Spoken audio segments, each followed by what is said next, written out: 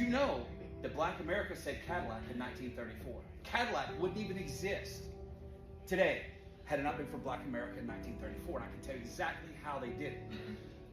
First, you have to understand Henry Ford had 3 car companies. The first was a complete failure, sold the assets. He had a second car company which failed, and a man named Henry Leland bought it and turned it into Cadillac.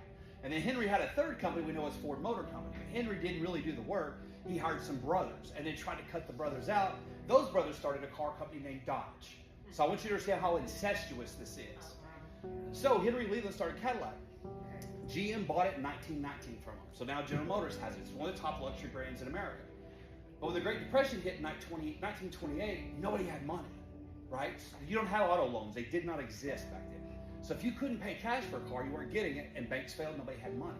So Cadillac lost 85% of their sales in 5 years. They were literally in the board meeting to shut Cadillac down when their service manager nationwide come in and goes, I think I can save the company. Like, yeah, whatever, how? He goes, we don't sell to anybody but white people. And Black Americans in the South are paying white guys $300 cash over and above the price of the car so they can drive it. The elite, the judges, the attorneys, the entertainers, go for it. And Cadillac's like, what do we got to lose? So in 1934, they opened it up, the first car company ever to have integrated sales. And Black Americans bought so many Cadillacs in 1934, sales went up 70%. Now I want you to ask yourself, this is the Great Depression. Nobody has money, there's bread lines. How can Black Americans afford to save a luxury brand? How? They couldn't put their money in banks. And all the banks failed, all the white people lost their money. The law of unintended consequences kept Black America from being harmed by the Great Depression like everybody else, believe it or not.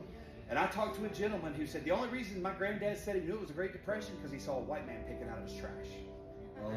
I was like, wow. So, in doing this, it turned Cadillac around. And Cadillac became the first auto manufacturer to hire Black Americans on the design and style team, not just the factory. So Cadillac became one of the first integrated brands, and a lot of times we have stereotypes about Black America loves Cadillacs. Now you know why. They save the damn car. I did not.